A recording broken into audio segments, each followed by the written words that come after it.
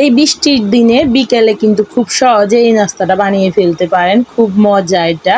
তো গরম গরম পকোড়া বানিয়ে খেলে বৃষ্টির ভিতরে কিন্তু আরও বেশি জমে যায়। বিকালে যখন চা খাবেন তখন অল্প সময়ে এটা বানিয়ে নিতে পারেন। আর বাচ্চারা তো এটা খেতে অনেক বেশি পাগল হয়ে যাবে। যাদের বাচ্চারা সবজি খায় না তাদেরকে কিন্তু এভাবে পকোড়া বানিয়ে দিতে পারেন, সস দিয়ে অনেক মজা করে খাবে। আসসালামু আলাইকুম এভরিওয়ান, কেমন আছেন সবাই? এসএম সালমাস কিচেন থেকে আমি সালমা। অনেক তো পকোড়া তৈরি করলাম অনেক সবজি দিয়ে, কিন্তু এই ফার্স্ট টাইম পেঁপে দিয়ে পকোড়া তৈরি করতেছি।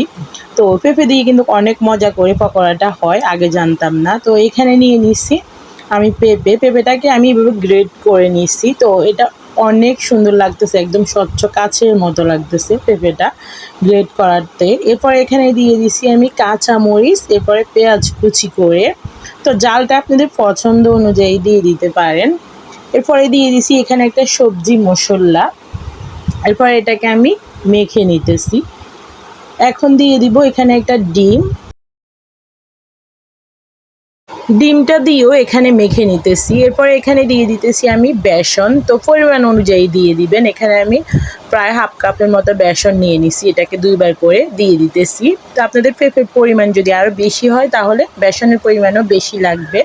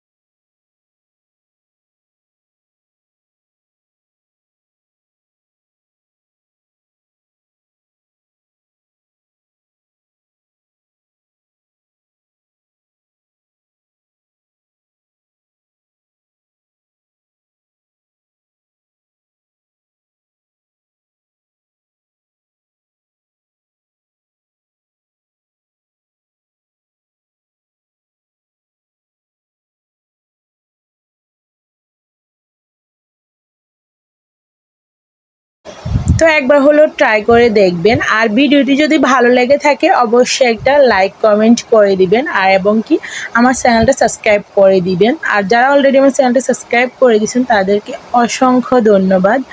আল্লাহ হাফিজ, সবাই ভালো থাকবেন।